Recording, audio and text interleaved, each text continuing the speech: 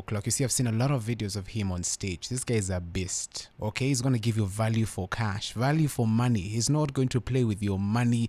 If you've gone to a Burna Boy concert, doesn't matter. He doesn't care whether you're on the VIP. He will make sure that you have an experience of a lifetime. So how much money would you pay to have that position? Ukombele, the VVIP section, of any artist who knows how to perform. Those are two things.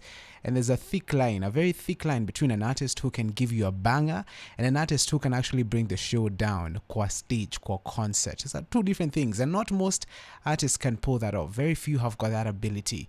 And yes, I've got the sounds of Mr. Easy coming up next with Chop Time, No Friend.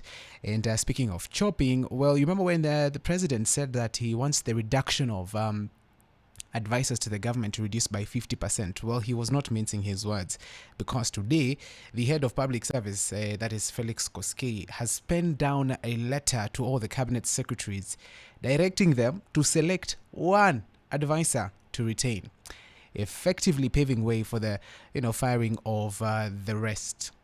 I can imagine how tough that decision is, but it's very important that we have it. Because I don't know why I would have more than one advisor to a cabinet secretary. You are a professional. You know what you're doing. Why do you need a lot of advisors surrounding you?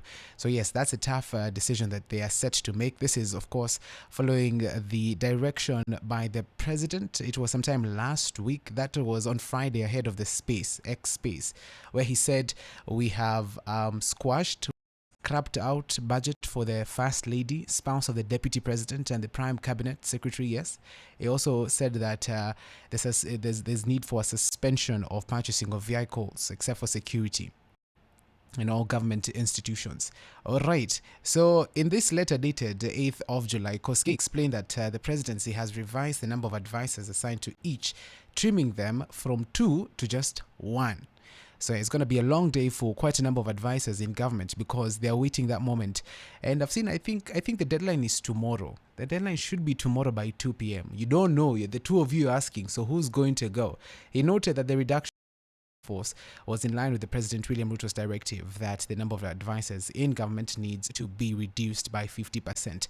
What other areas do you think the government needs to direct the reduction of something? What are the areas across the spectrum, across the entire government institutions, ministries, parastatals, so that the wage bill can come down if you're given a chance? Okay, well, he said a list of things that the government is going to do to ensure that they reduce the expenditure. Do you think there's more other areas the government needs to actually look into that to ensure that this money has been scrapped out entirely, especially if it's going to a certain department to be saved now? Which other areas are those? 0719038963. You through and tell me as we talk about this chopping. We'll be giving you the details. Of course, I know for sure that the list is going to be out. We're going to know the advisors who are going home and those who are going to be retained.